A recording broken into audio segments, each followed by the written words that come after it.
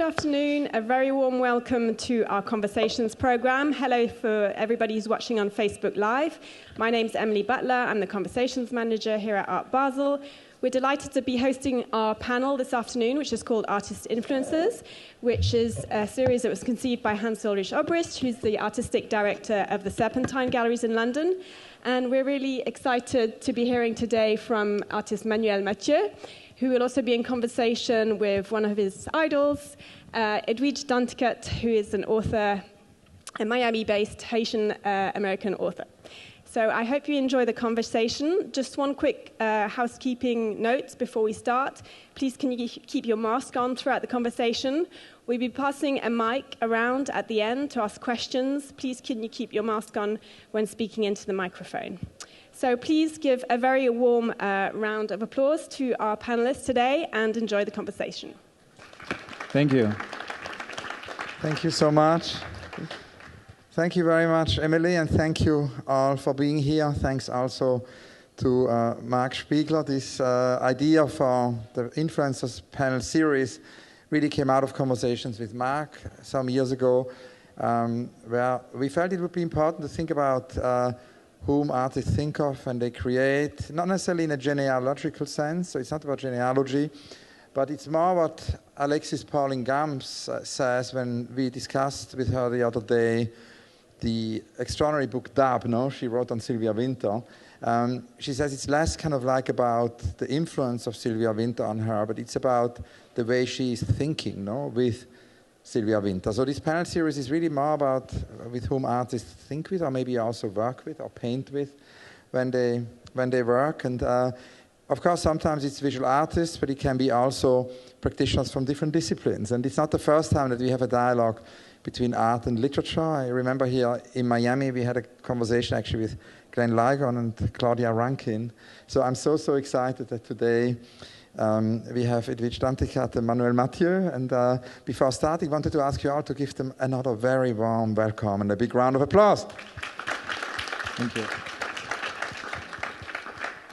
And actually, the idea for this panel happened when we met for the first time with Manuel in London a few weeks ago. It was in October. It was our first meeting.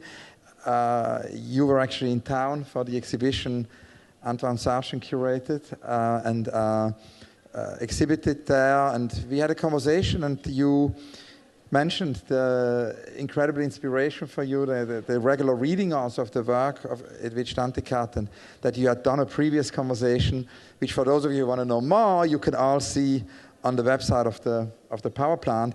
But today is a very special day because it's the first time that the two of you meet in real life. Yes. And so that's very exciting.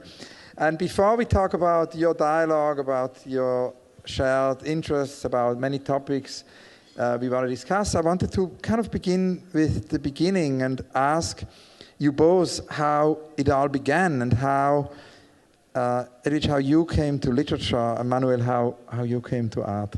Well, Edwidge, you can go first, please. First of all, good afternoon. Thank you all for coming. It's wonderful to see your masked faces in person.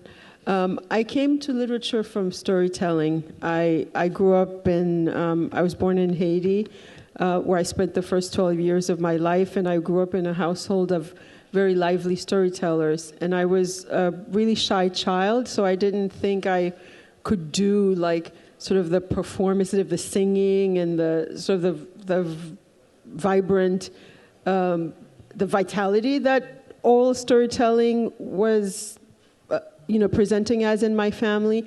But when I got a book, I thought, oh, this is a very intimate kind of storytelling where the writer doesn't have to be with you all the time for you to have the story. So that's how I came to writing. I didn't know how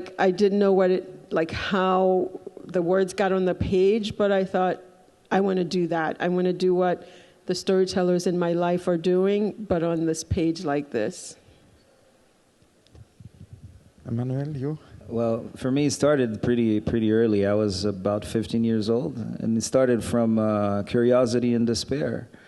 I mean, I met a friend of mine, mentor at the time, Mario Benjamin, and he introduced me to what it meant to connect with my soul and to actually do something that has a kind of spiritual value to a certain point.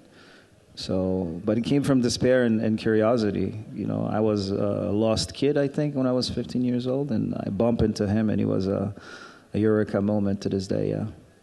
And it's interesting because Mario Benjamin, extraordinary artist from Haiti, actually gave you books. It was a very important moment. And when I read about him and you, and I kind of read about this house, in a way, it sounded almost like I was thinking about the Schwitters, the Märzbau, this sort of idea that a house can be a sort of a Gesamtkunstwerk, very dense. I remember also the first time I came to Miami, I went to the studio of Purvis Young. There are thousands of paintings. So it sort of reminded me a little bit of this idea that it was more than a studio. It was it was inhabited. Great, yeah. Can you talk about that? Well, I mean, I think that the connection I can make with that is my interest in architecture to a certain point. I had a lot of meetings with a few architects, and the way I understand a house and a space where people actually live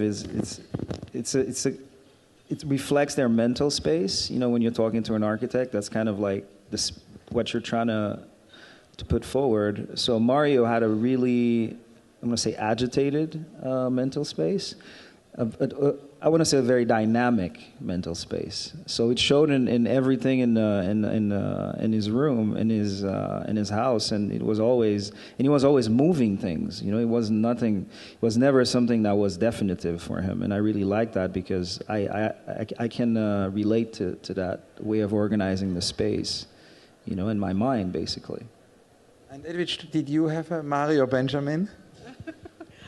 No, the Mario Benjamin, and I've read about him and you, sounds like amazing. Like I'm imagining this sort of very, like the lively, especially for a Haitian household, right? That you could only get from him. I think a lot of the stuff that is described in, and I love Mario too.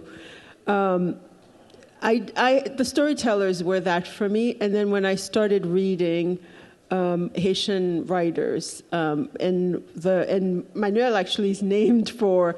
We talked about like a seminal character in Haitian literature, Manuel and Gouverneur de la Osée, Masters of the Dew by Jacques Romain, and I remember reading that book. It was translated here by Langston Hughes and Mercer Cook but it's called Gouverneur de la Osée. And that story was like a story of a rural life in Haiti, and a gentleman who came back from Cuba, from working in the cane fields, and is trying to bring water to his village and trying to reunite these fighting families.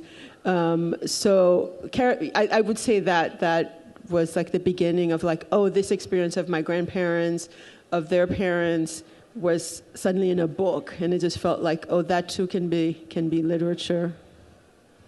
And of course, you both connect art and literature in your work. And I grew up in Zurich, the city of Dada, where this sort of bridge between art and literature was super present when I grew up. And I also wanted to kind of remember here the late Ethel Adnan, who left us 2 or 3 weeks ago. She was 96 years old. And of course, Ethel, in such an exemplary way, brought art and literature together in these leporellos, where you would have poems and visual art coming together.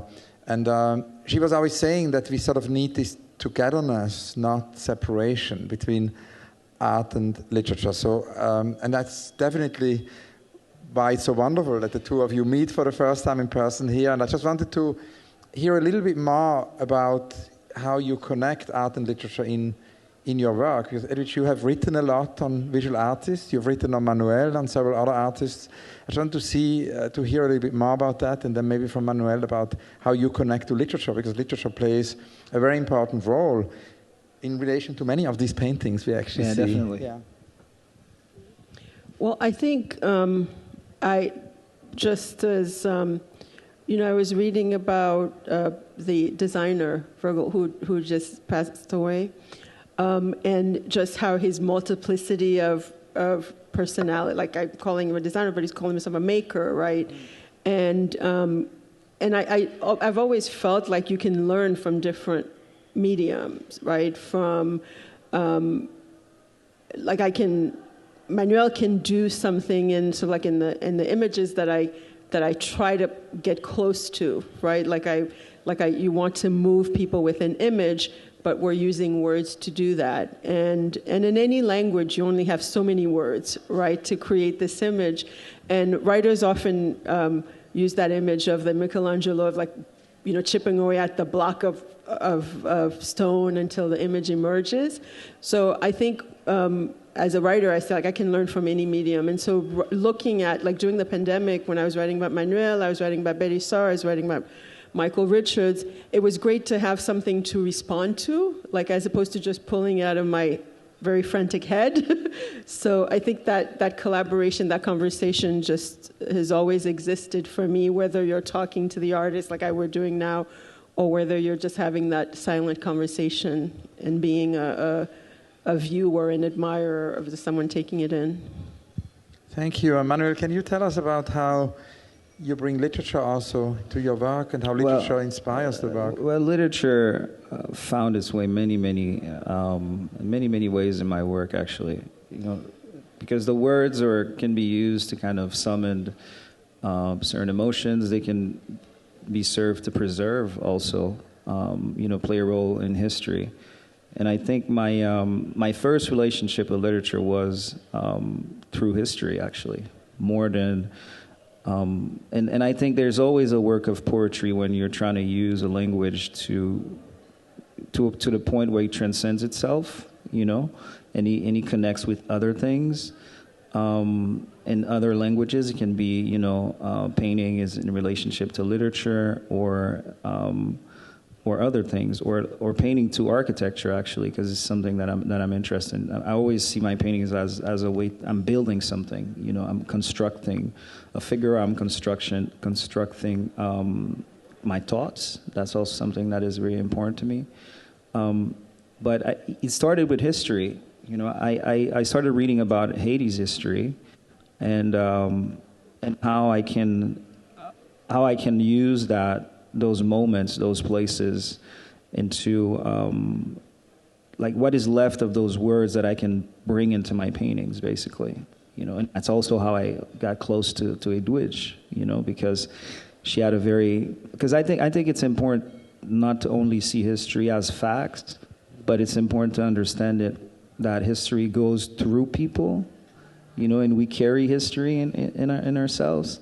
So, and Edwidge does that so beautifully, It's like it humanizes every character in a very, very powerful way, where you feel like you're holding their hands in the process of going through things, and I think this connection of the micro and the macro is really powerful in her work, and I try to bring that a little bit in mind because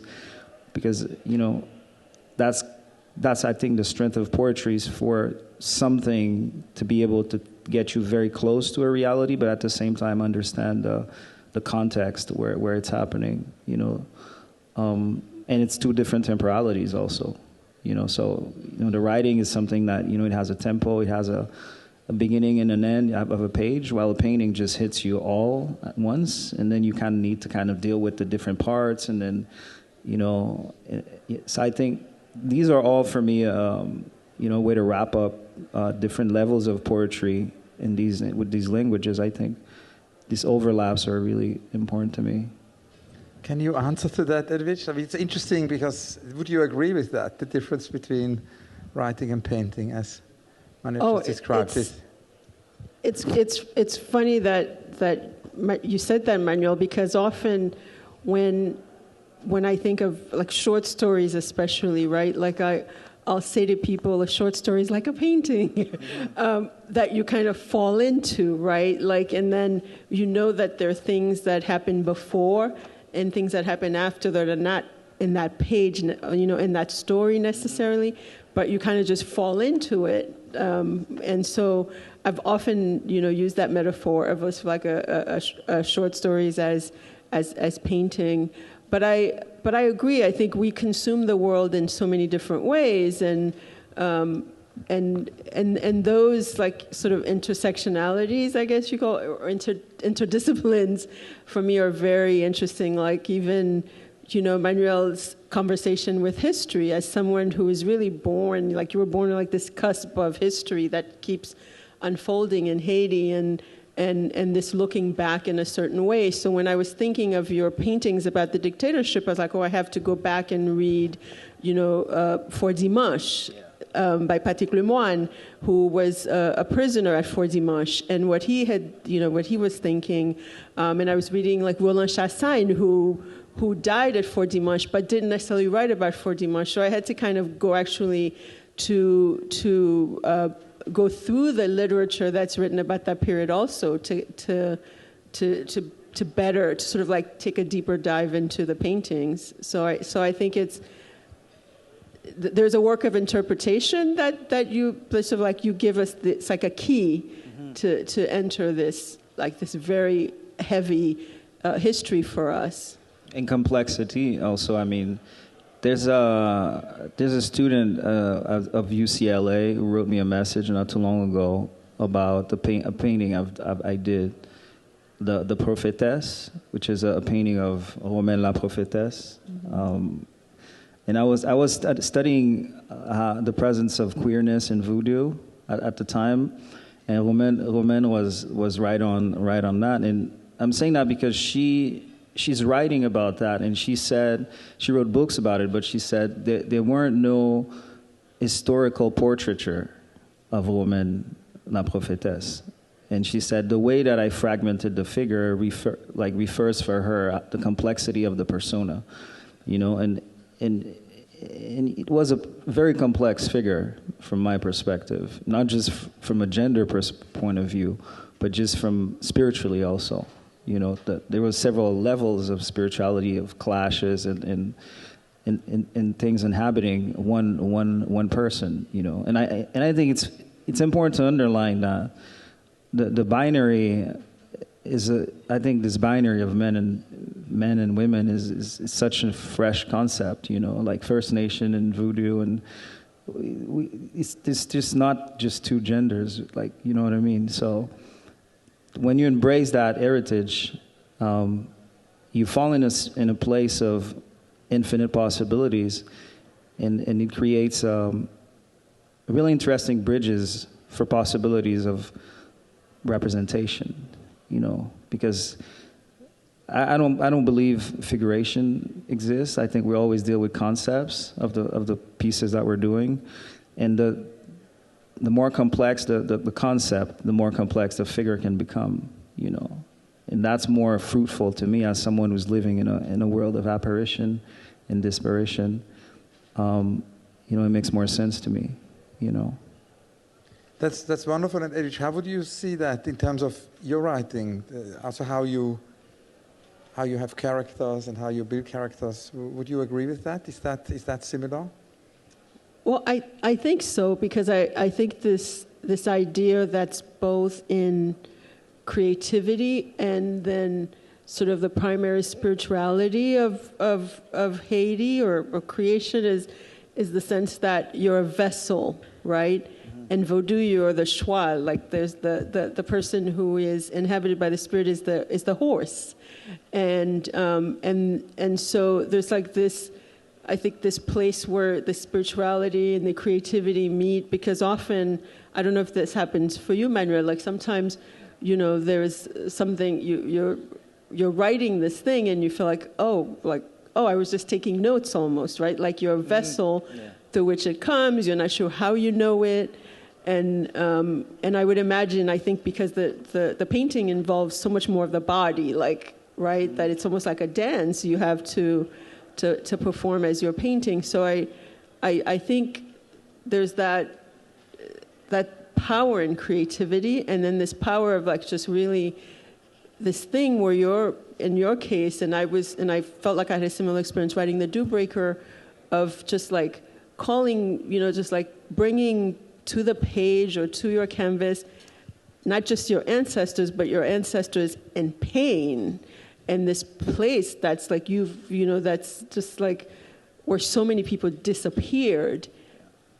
So how does that work? Like channeling this pain against, the figuration, but also like you want to create a space of memory. Like, how does that work for you? And those, Strangely enough, I don't work with emotions in the studio. People don't believe that because they say there's a lot of emotions sometimes coming out of your work. But the tool I work, I connect things together, and I don't think emotions, just like colors, like Ethan said, they don't come alone, right? Emotions don't come. If I'm talking about love, I want to talk about jealousy, I want to talk about suffering, I want to talk about joy, And the combination of these things for me, add a certain level of complexity that I'm interested in,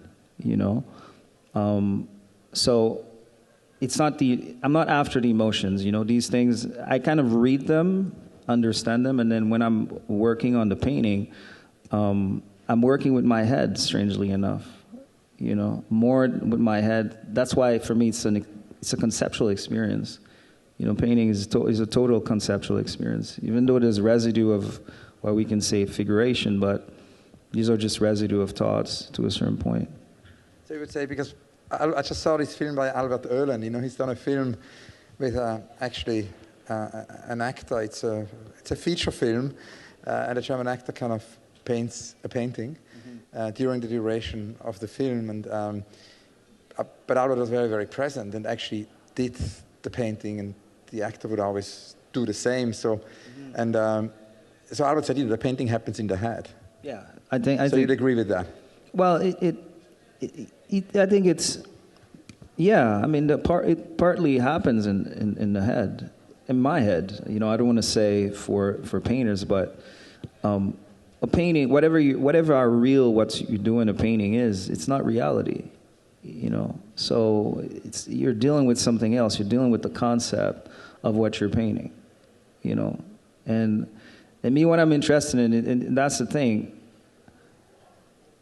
If I want to create a form of elasticity in the representation, then I create that elasticity in the concept, not in the object I'm trying to do. It's like if I want to paint someone sitting on a chair, then I'm going to question what a chair is first, and then I can be okay. So redefine what a chair is, and then conceptually, I start the painting with a complete, broader understanding of what chair can be. And then if someone's sitting on it, then it's, it explode.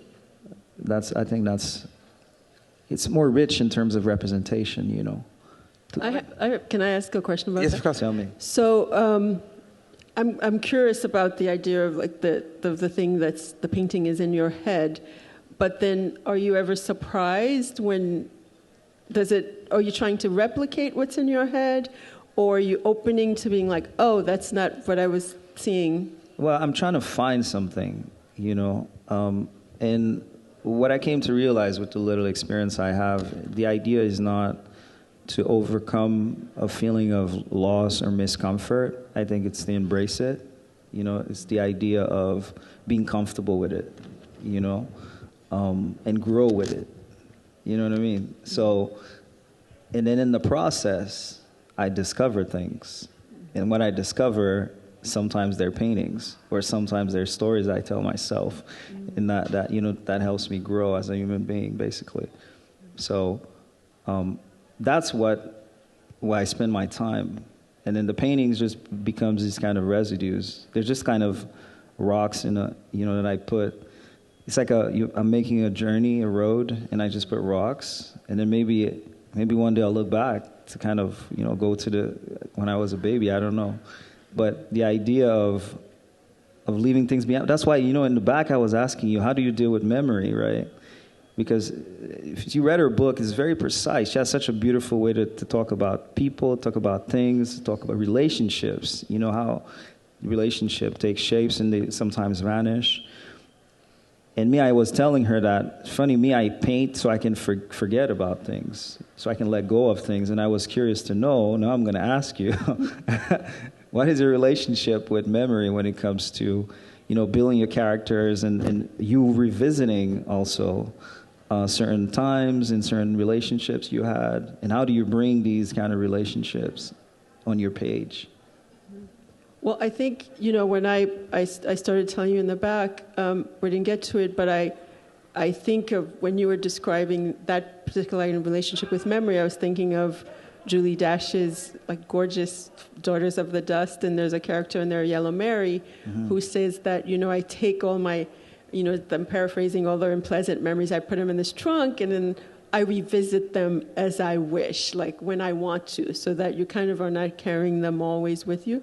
So I certainly feel like that's part of my relationship with memory, but there's also, as being a child of migration, of being an immigrant, this fear of forgetting.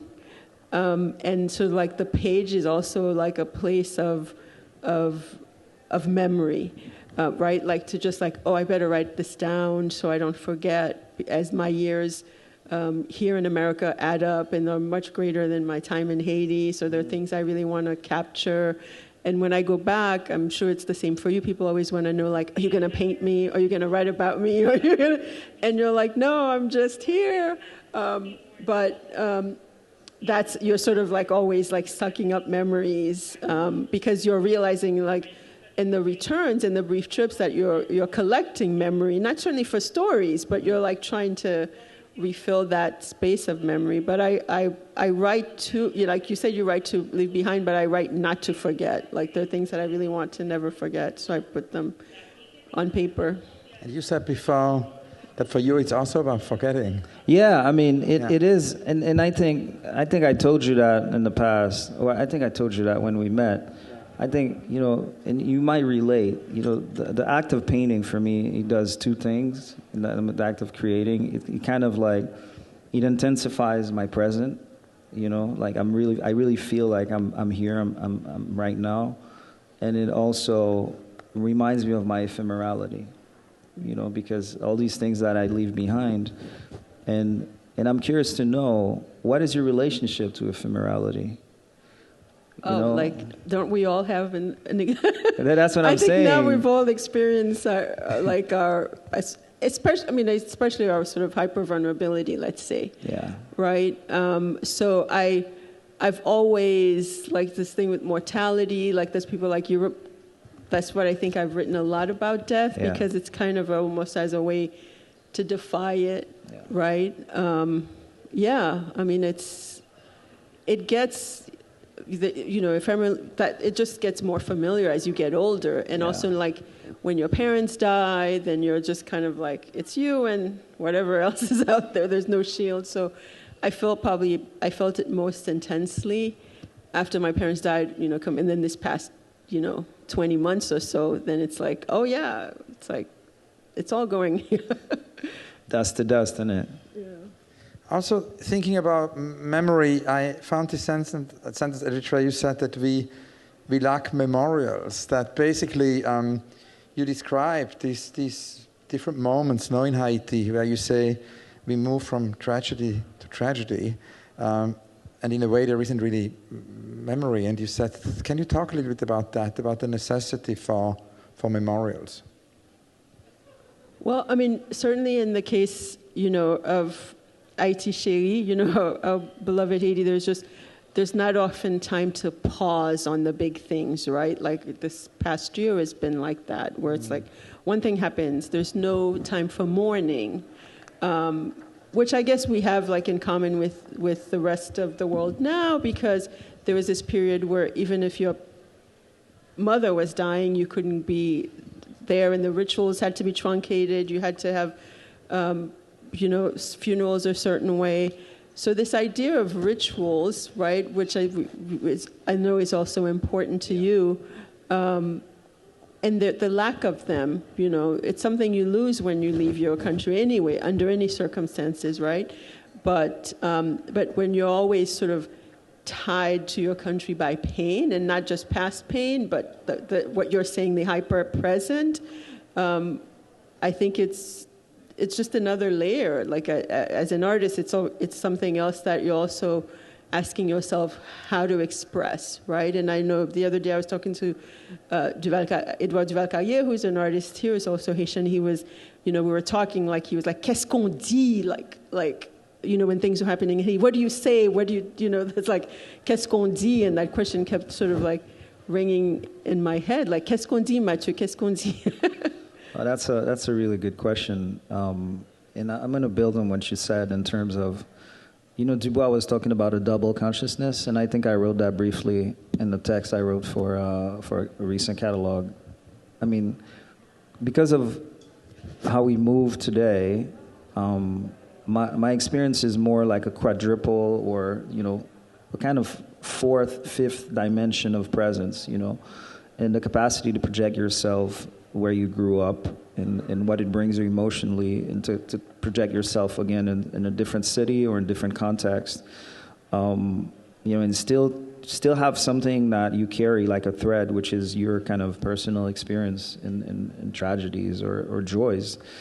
I think this is an important thread, but it's not an easy. I think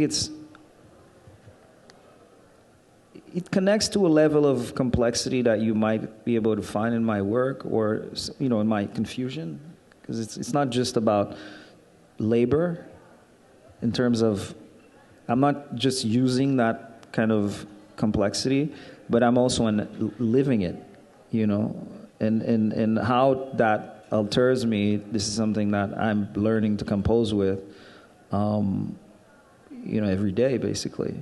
Because it never stops, it just adds up, and you just keep going and going and going. So it is something that,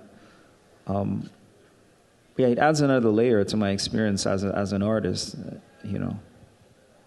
Thank you. And can you both maybe talk a little bit more about this ritual question? How concretely in your practice rituals play a role? I was speaking last night to Alicia Keys, who did this, it was basically a concept, but it was also a meditation. It was connected to actually 21-day meditation experience, and the meditation kind of led into the concert. And we had a conversation about rituals, and it reminded me of what Tarkovsky always said when he said, that we lack rituals. There is a kind of a necessity of 21st century rituals. So I was kind of wondering, within your art and literature, if you could talk a little bit more about rituals. Do you want me to go or you can go? My understanding of if I want to put an idea out there, right? I just thought about it. All right. What if rituals are actually different temporalities? That we're actually living in a ritual right now, and that what we actually need to do is to be aware of it. But to be aware of it, we need to move at different pace.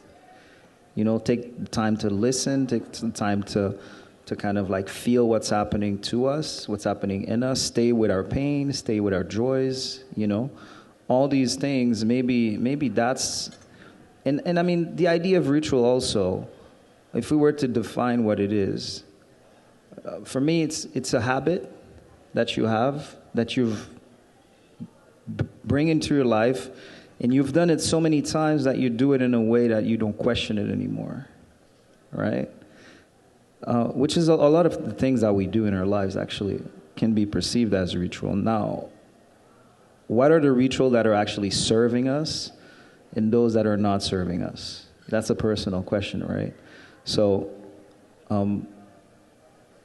to answer that question for me, I tie it to a matter of temporality, in the sense that depending on how I experience time, and, I'm a little bit of an animist because, by making these objects, I kind of bring life to them, or they have their own kind of intelligence to a certain point. So I discover that intelligence in the process, but because of that, it kind of like,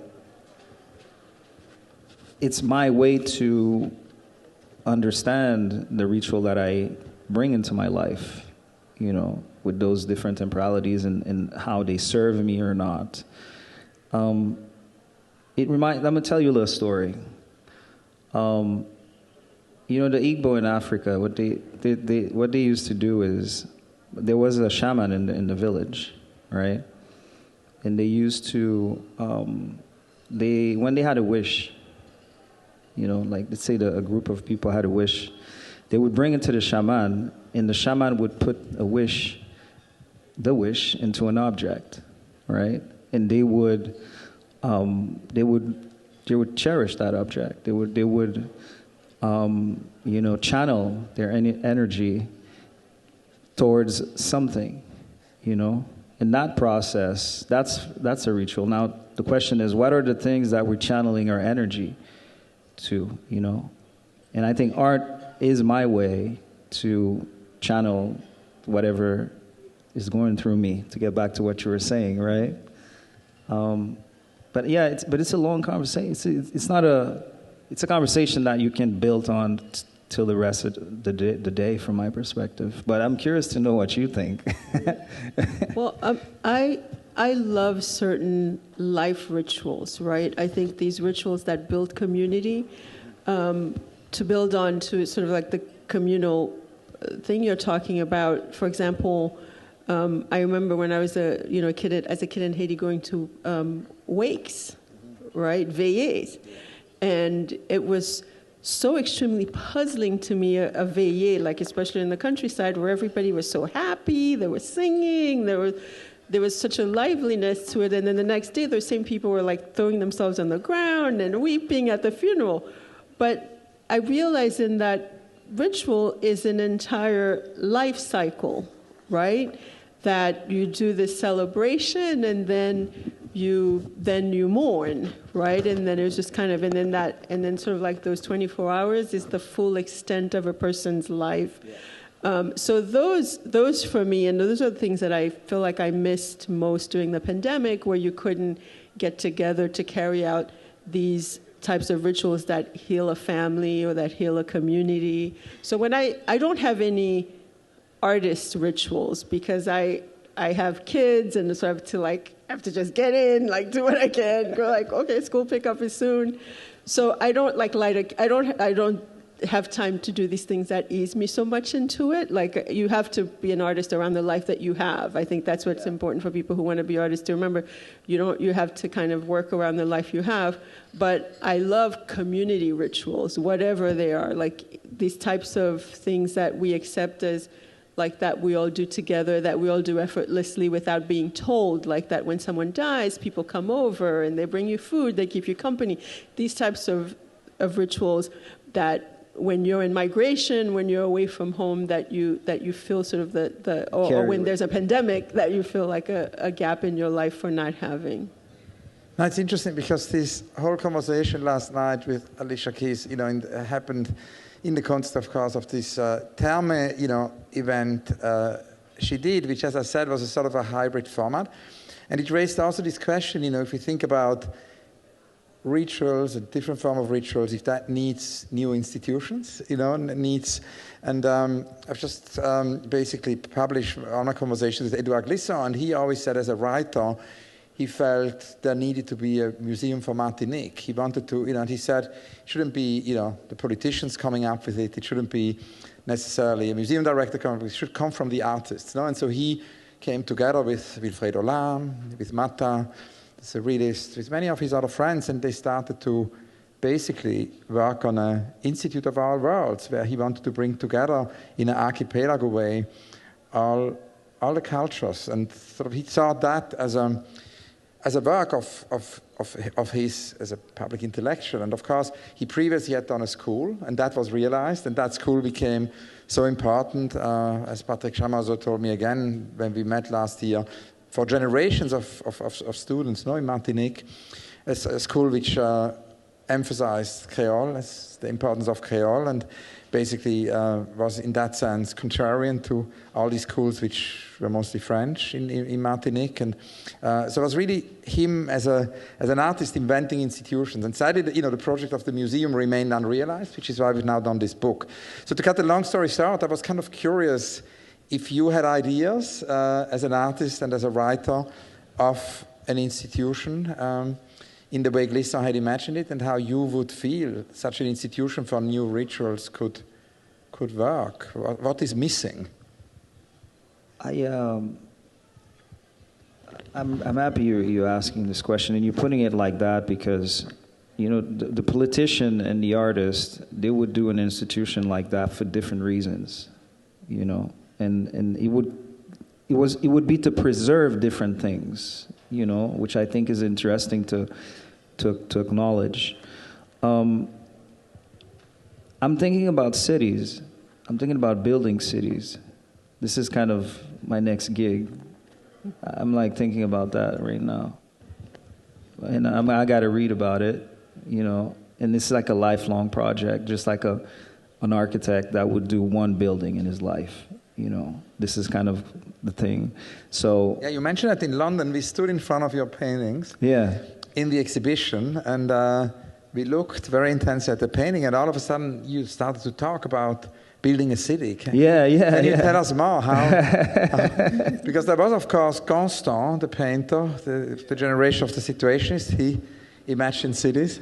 Yeah, I mean, the thing is, the more I build figures, the more I understand them. You can see on that one, there's an architectural component to holding yourselves, you know, just structurally speaking, that I'm interested in, and why not expand on that, you know? And the idea of the institution that you asked me, why not think of a city, you know? Why not think of a way that, like an institution that had different organs and, you know, that works different ways, like a campus or something like that, you know, where knowledge is acquired and knowledge is left behind also. I think that's important. And you know, it's a place of transition, you know. And I think the idea of community is really important because you don't actually need a space to create transfers. You just need people getting together, you know. And I think maybe it's a way of rethinking community and how information, you know, navigates and how it's preserved and how it's shared, you know. I guess I'm just talking about maybe a circuit, is it circus? Circuits. Yeah, you know, like circuit. Yeah, you know, circuit, something that has like, yeah, maybe that's what I'm thinking about. Like an institution would be a, you know, circuit. A circuit. That's you know what I mean. So the institution is like, it's a circuit. It's not just like, you know, and there's different elements that produce very particular things, but then that thing feeds other parts of that circuit. Just like your show is at the Whitney right now. Jennifer Parker. That's it, which I think is an amazing show, amazing artist. And then, you know, if we think about it from a global perspective and there's no competition between institutions or the politics around it, and it's just knowledge circulating and facilitating accessibility to that knowledge, and what kind of knowledge, and knowledge to who, you know, and from who also, that's what I would be interested in. And it kind of exists. What I'm trying to say, the museum we're talking about, the circuit exists. We just need to work with it differently, think about it differently, you know, organize it differently. So different alliances are also yeah, you know what I mean? And I think it's global because we're thinking about climate change, but we're always seeing it from like countries, but we're never putting it together to say that, yeah, what's happening in China is affecting, you know, a village in Brazil, and what's happening in Haiti, I mean, not Haiti in that scale, but you know, what's happening in the States is affecting Singapore, you know. If we started to kind of connect the dots like that and not have politicians just seeing countries as squares of where they organize people and things like that. So to answer your questions, to make a short answer, circuit. I would redefine circuit that we already have, but use it in a more kind of fruitful way for all of us. So Glissant wanted the All-World Institute, and you want a circuit. Edwidge, what would you imagine that 21st century institution to be?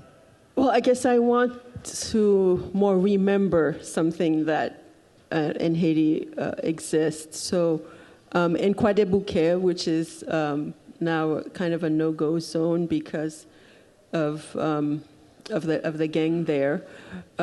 That's the gang that has the missionaries. But Croix des Bouquets has, and I know Georges Liotto is important to you, has this Village des Artistes where a kind of art was created, like the métal découpé, which is the still metal art that was created out of recycled oil drums.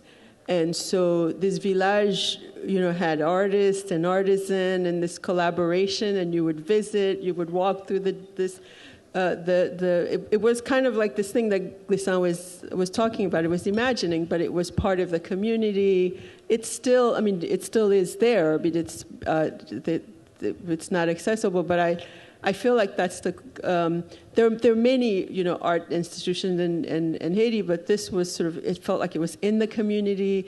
And this artist, Georges Liotto, I'd be curious to, because I was actually. His work was first seen. He used to do these crosses for the cemetery with the metal, and his work was first seen by this American, DeWitt Peters, who started the Centre d'Art in Haiti. So I feel like that sort of that felt like something that was so in the community, like a museum, but was producing this very unique form of art to Haiti, which was the metal art. So when you were talking, I was thinking about them and sort of the brilliance of that, right? Is there literature on this initiative? Have there been books or? Oh yeah, there's videos. It's not a lot of info about Liotto, unfortunately. Yeah, there's not a lot because I've studied him and I couldn't find a lot of information, about him and how he, and I mean. Interestingly enough, it's in that idea of circuit. How do we talk about art, and how do artists talk about art, and create value through their work by talking about it in a very particular way? It's very kind of, it can be perceived as a kind of Western perspective. You need to kind of talk about, elaborate your thoughts around certain ways of working. While I'm saying that because I haven't seen a lot of Liotto talking about, what he does, or if he felt the need to do it, right? Because there's artists who goes like, this is done. There's nothing, there's a lot of Western artists actually that has this posture that I love them because of that. This idea that the work is kind of, I'm doing the work because I don't want to talk about it. You know what I mean?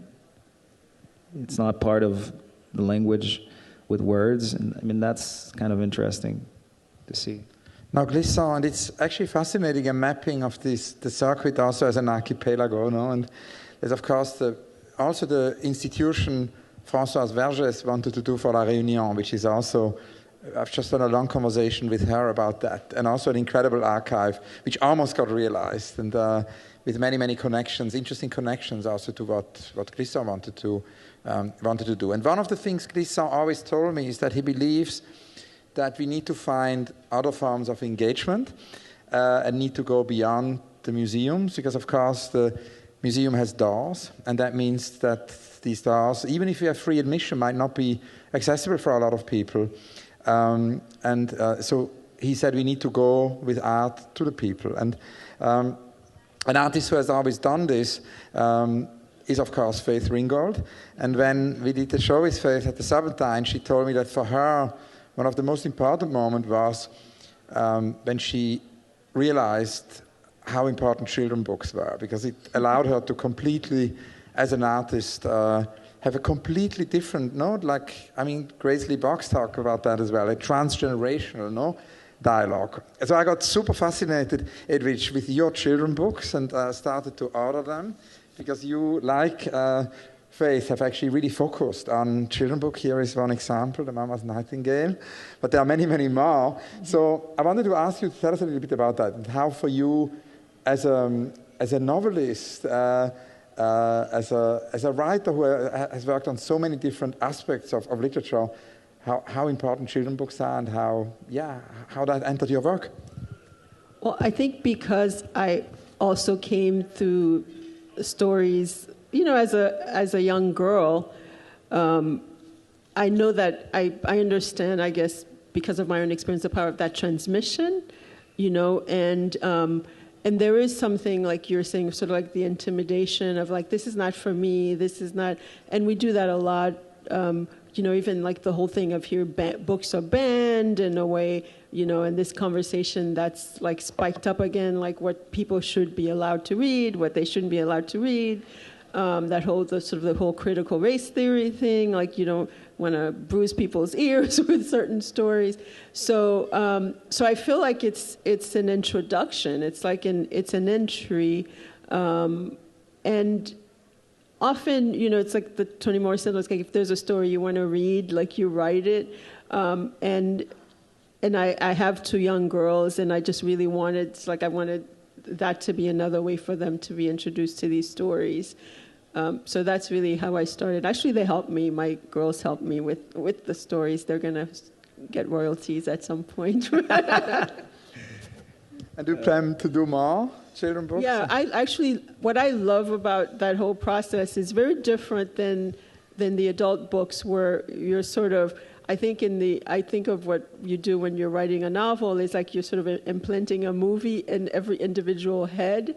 But this is a total collaboration in the way that I'm not used to. So usually the text for the children's book is much longer because you're creating text to give the illustrator an image. And then they bring something back to you. So you're like, oh, they have their own visual. So they're visually creating what you wrote down, which is I guess a process I would be akin to like theater or something where someone else is embodying it. But to just see like, oh, that's how they see this character, and so it's endlessly fascinating to me to see the images emerge. So yeah, maybe we should do one together. Oh, I'm up for it. Wow, that's such a beautiful idea. Yeah, I'm up for it. That'd be amazing. Now, in that same conversation with Faith Ringgold, we talked about the children book, but we also talked about public art, and the importance also of art going to the people through murals and through, of course, now also digital possibilities to do so. So that brings me back to you, Manuel, and I wanted to ask you, because we met in an exhibition and we looked at your paintings, and I was wondering actually after our conversation about this sort of dimension of public art, because if you want to build cities, and if you have any, maybe projects you haven't done yet with public art, That's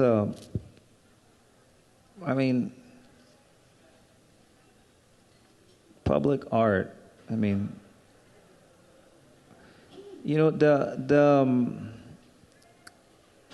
Like you may know, Haiti is very unstable, right? And for a long time, I always wanted to go back and make a difference, yeah. And the thing I always talk to my friends when I talk about that is the mistake you shouldn't do, and that a lot of people do, is to go with a solution. It's to go and think that you're going to come with kind of the answers, and that, you don't even live in the country where you're going to come with answers.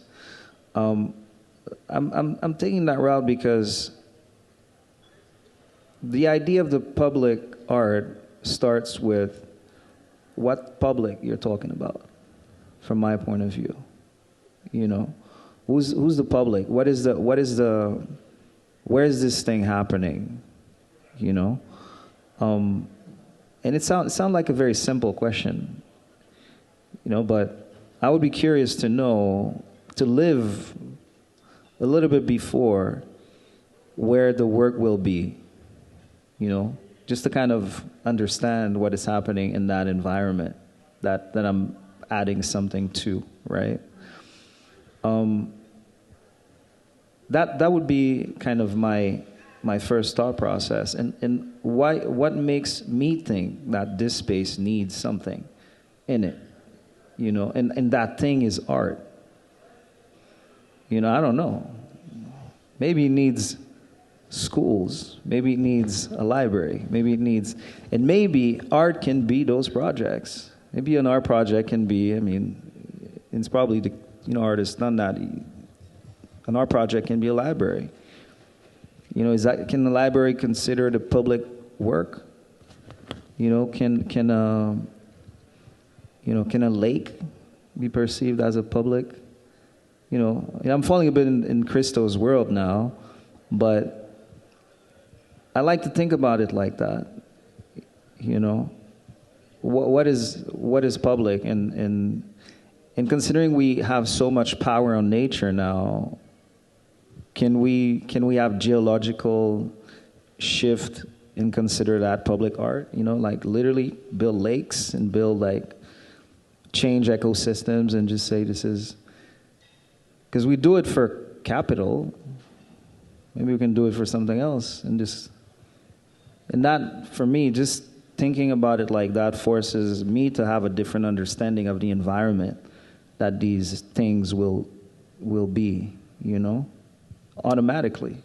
Can I ask you to that effect, how do you reconcile that, for example, with so much art is public in Haiti, right? That there's a tap, and that, after the earthquake, for example, there were so many paintings, like Jerry with Haiti Paperi, with the graffiti. Where do you see the difference, I guess, with the public element of art in Haiti versus these things? I think anything in relation to, especially that context of Haiti, I think making art for me can be perceived as a scream to exist, and sometimes it can be a shiver also to exist, but it's something that is done to acknowledge my existence, and when you're in an environment where, death visits you more than life, and your ephemerality is always put in challenge because every day you wake up with a certain level of uncertainty, maybe making art is a way to kind of immortalize yourself, and make it in a way that by putting it everywhere, it just, you share it with everybody, instantly, it's not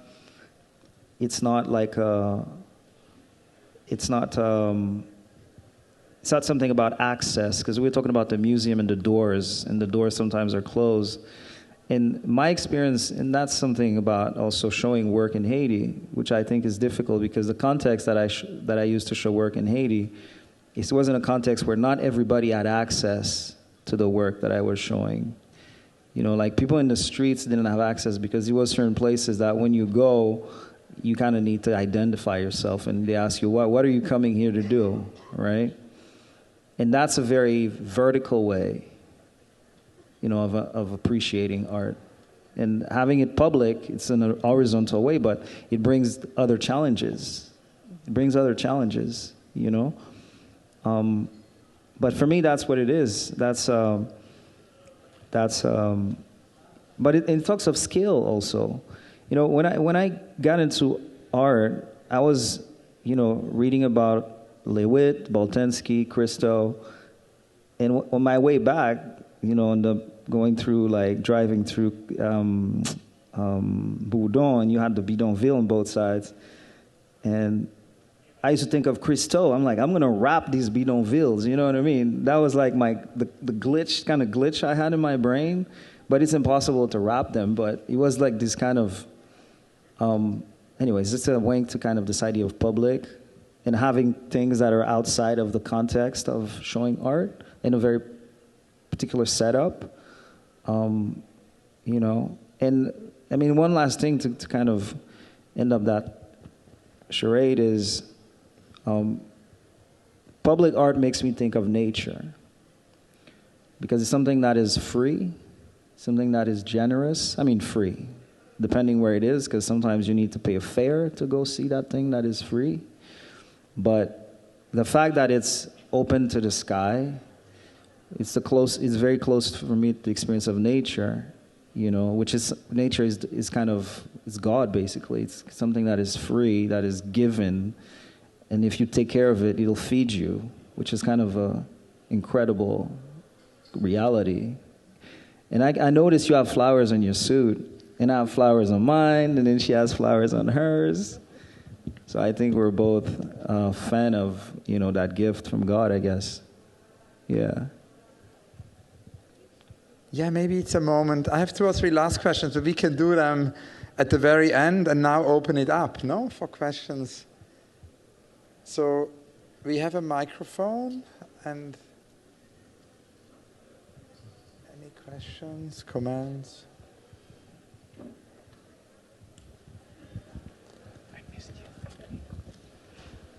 Thank you all so much. This has been fascinating. As I was listening to all the conversation about rituals and also sort of cross-referencing it against no longer being in a place whose heritage is inherent in who you are, it begged the question, for me, we're talking only about static visual art and literary art. But to me, culturally, I think of movement and I think of sound as being intensely cultural.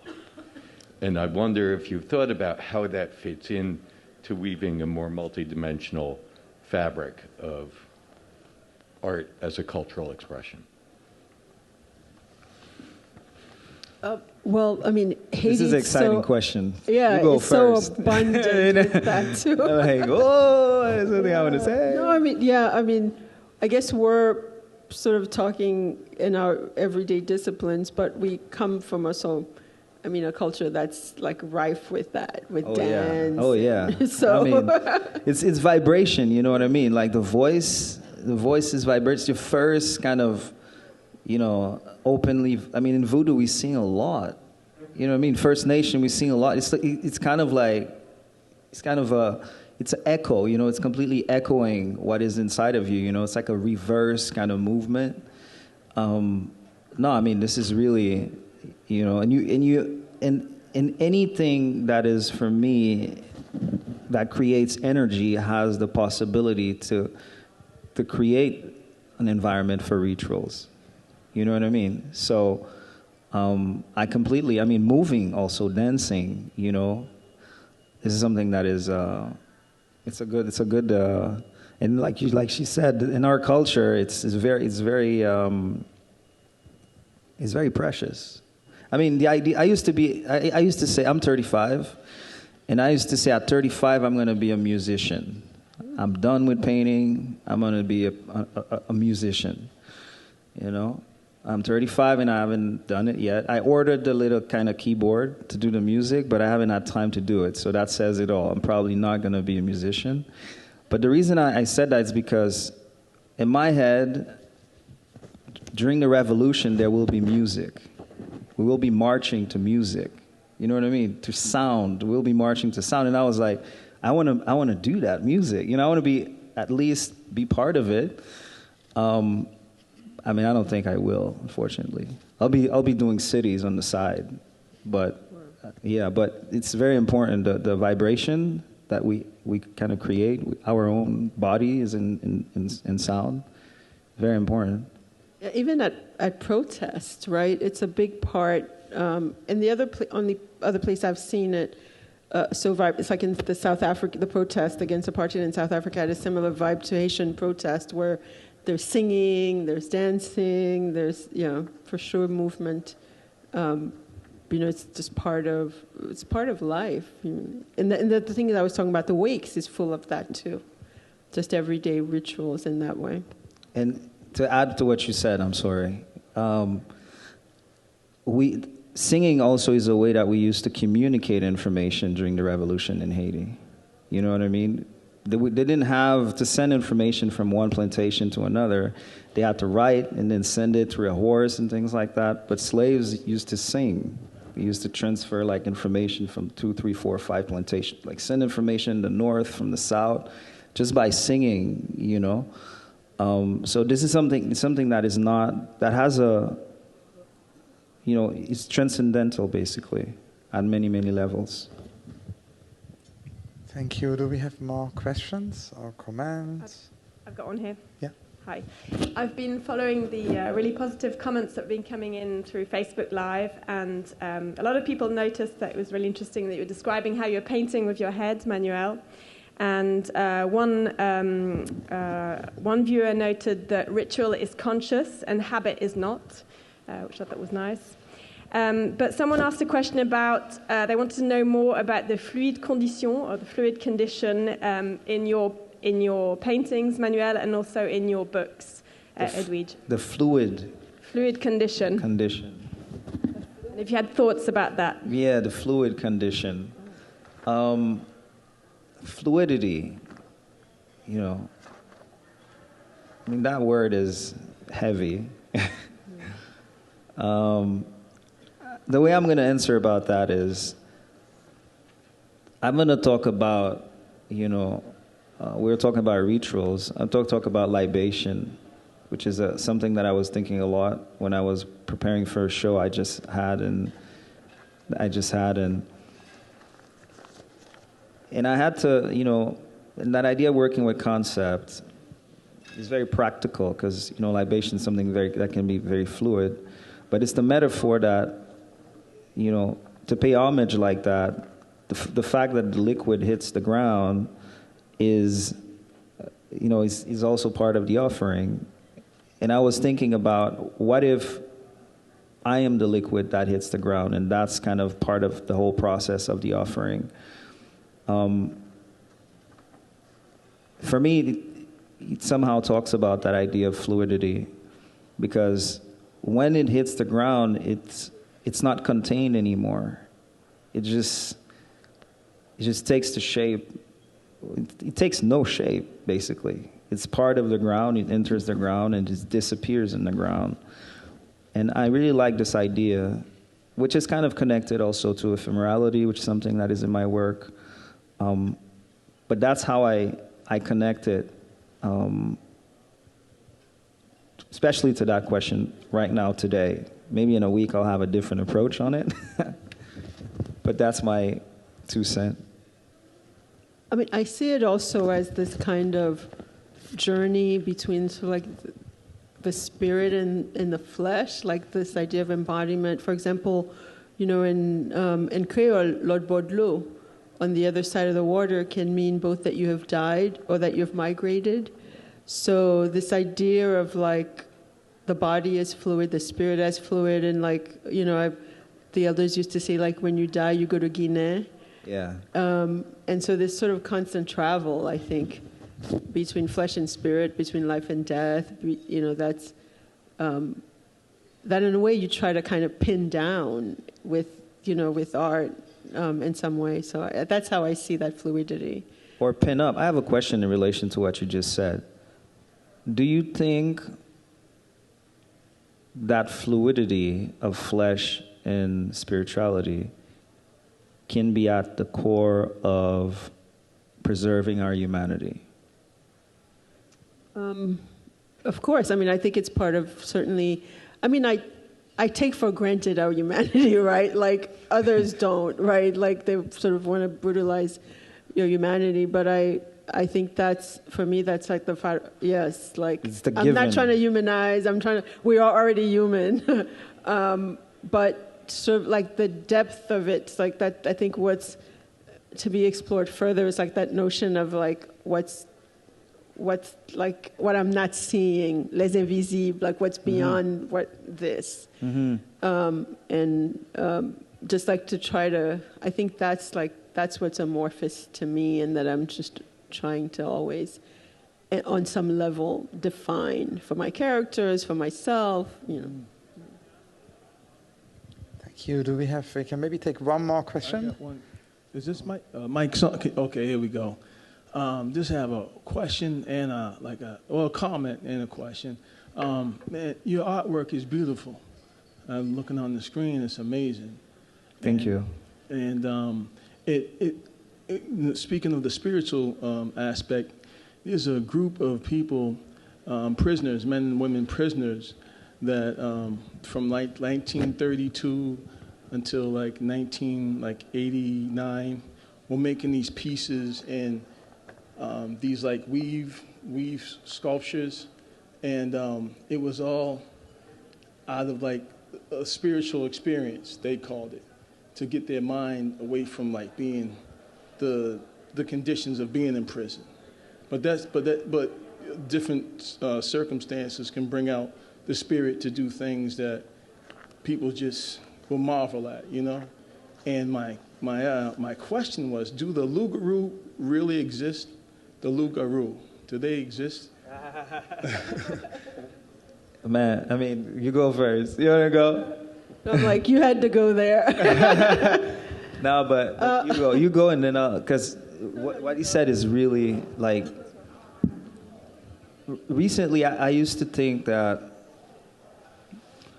making art is creating spiritual value. For me, that's what it is. So going in the woods, going in the forest, and taking rocks and then placing them in a very particular way, and accepting and claiming that this has a value, spiritual value, for me is the kind of things that I want to engage in, you know. So when you say what you said in terms of the prisoners, you know, that are using leaves, you know, and that makes me think of how I use dust, which is perceived like to be nothing, and it's something that is everybody's.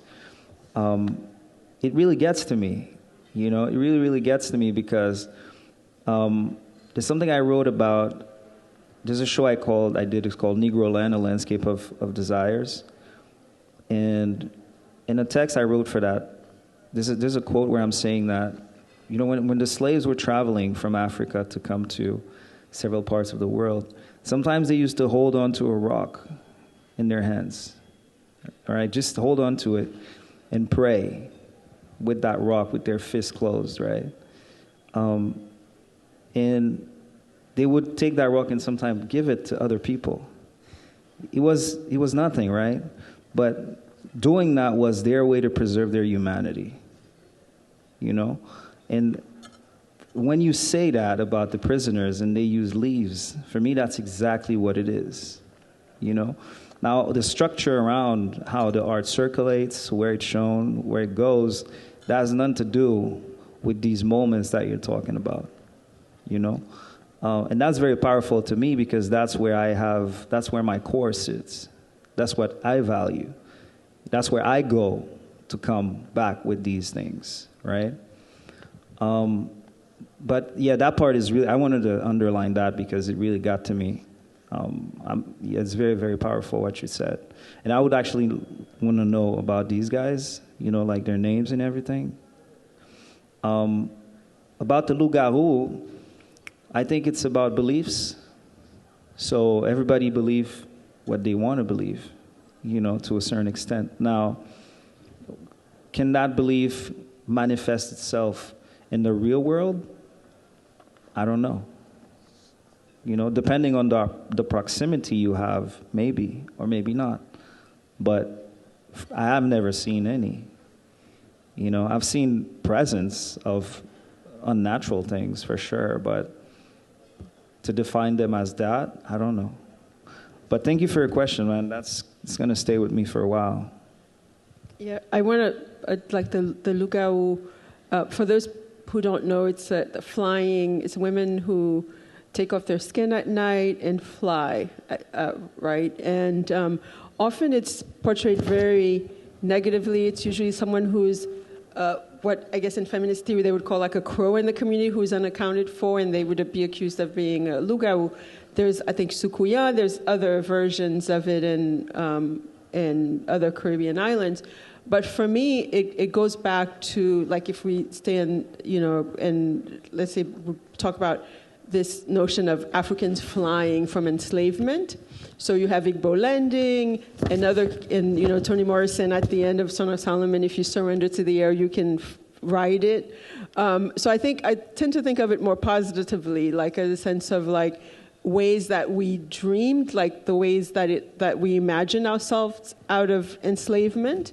And certainly the notion of a flying African person was, like going back to Guinea, where so when I was a kid, like it was this negative thing, but I was like, how cool is that? Like a woman who can fly, who has wings of flames.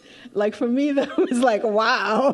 Give me some of but that. The adults would be like, oh no. But so that's the lugar. I'm happy you're saying that because there's certain histories that can perceived as bad, but depending how you approach it, imagine if all black people could become loup-garou. I mean, that would be a hell of an army. Oh man, I mean, from that perspective, it's kind of cool. You know what I mean? It's kind of cool. When you mentioned Guinea, actually, it made me think. It's interesting that the most recent painting by Hervé Telemaque, the legendary artist from Haiti who lives in Paris for many decades, that actually his most recent painting is about that. He made you saw it, right? It's a 10-meter painting. And it's the only painting ever he did with a title in Creole. Well, yeah, I mean, yeah, it's a good one. I have so many more questions for you. I hope one day we can do part 2. I wanted to just ask you 2 or 3 very last things quickly. One is that at the very beginning, when we met today, Edwidge, you wrote for my Instagram, "Create dangerously for people who read dangerously."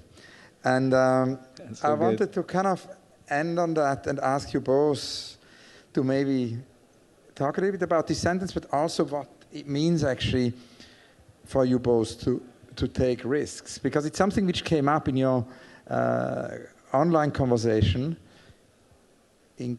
for Power Plant it was? Yeah, the online conversation you talked a lot about risks. So yeah, what does it mean for you to take risks?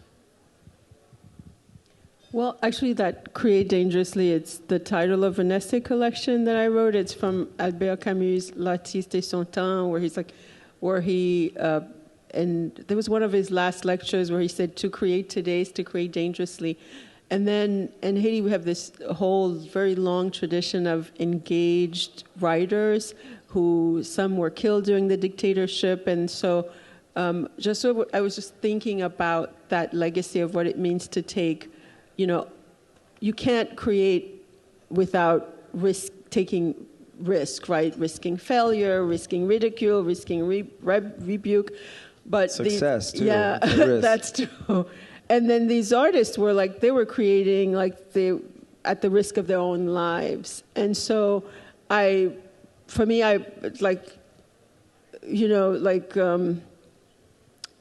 wanted to reflect on that, just like in the ordinary everyday life that I live, to think I come from this lineage of super brave people who were really creating dangerously. So that's what that means to me. And Manuel? Well, I'm gonna go to Baldwin on that one.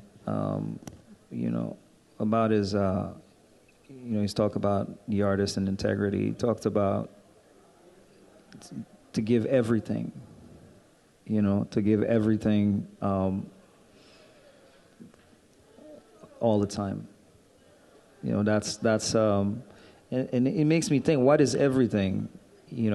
What does that mean? And everything I've understood is different from different moments in your life. Sometimes everything is precious, and sometimes everything is not precious, depending where you stand. But just the idea of being able to be with it, or to share it, or to give it, for me, it's a big risk, because technically after that you're not left with anything, So yeah, props to Baldwin for that. And 2 very last quick questions, which are the only recurrent questions in my conversations, and if actually one already partially answered. It's the one about the Unrealized project, because we know a lot about architects' Unrealized projects, but very little about visual artists, poets, writers, novelists' Unrealized projects. And of course, you mentioned the city and you mentioned the lake. But I wanted to ask you, among all your Unrealized projects, to maybe tell us about one you particularly dear to you? And I mean, of course, the range of why projects are unrealized is very broad. It can be projects that have been too expensive to be realized, too big to be realized, too small to be realized, too time intense to be realized. I mean, the composer Ligeti, who was in his mid-70s, told me once that he had another 100 years of music to write. So obviously that wasn't enough time. Time was the problem. Then there's also projects which are utopic or unrealizable projects. And then, of course, there are also projects which are censored. Censorship can be a reason. And Doris Lessing, when I met her for the first time and I asked her this question, she said, I should really add a category. And a very important category was missing, which is basically the projects which we want to do but don't dare to do. Like somehow, one could call that maybe self-censorship. So within that broad range, can you tell us about one of your favorite unrealized projects? You go first. Mine is a little bit of a, I work with idealism, and one of the things that I would love is to find a way to give everybody back their dignity. Find a way to give everybody back their dignity. I don't know, that's like and the question, and the idea of public art and thinking about the limits of that, I think that could be a really powerful project around the world. Everybody, not just some people, but every human beings have back their dignity. Or, those who have it, to share it with others. But that would be my big project, basically. Wow, you're going to need a lot of help with that. Let's team up. We already have like maybe 50 right. people in this room. That's already, I think they would volunteer, so that would be good. Yeah, I feel like I want to do like a really big one of those doorstopper books that maybe I'll do when I'm much older, I guess. Tell me more about the book. No, it's amorphous right now, but it's just like I always I want to do like an epic book that would involve a lot of dignity, like in a way, like about sort of the wealth of Haiti, like as opposed to like people always talking about the poverty of Haiti, but about the wealth of Haiti, but that takes us through like so many generations of that kind of book. Well, we can start collaborating on that. That's where we overlap with the dignity. That leads to the very last question. Rainer Maria Rilke wrote a wonderful little book, which is an advice to a young poet. And I wanted to ask you what, in 2021, would be your advice to a young artist, a young poet, a young writer? What would be your advice to a student when you teach also? Start now. Don't wait. Don't wait for permission. Just make time for it in your life. Just start now. That's beautiful. That's really beautiful. Strangely enough, it's kind of linked to what Edwidge said, and a little bit of a contradiction in terms of I paint with my head. It would be something along the line of trusting your heart and follow it, And then to add to her, to do it now, So to kind of like, you get the heart, and then you kind of put the time in it. But yeah, just follow your heart, man. This thing will never let you down. That's my 2 cents, It's a little bit idealist, but you need a little bit of that to kind of navigate the world, I think. Keeps you young. That could not be a better conclusion. Thank you both so much. Thank you all for being here. Thank you, everybody. Thank you for having us.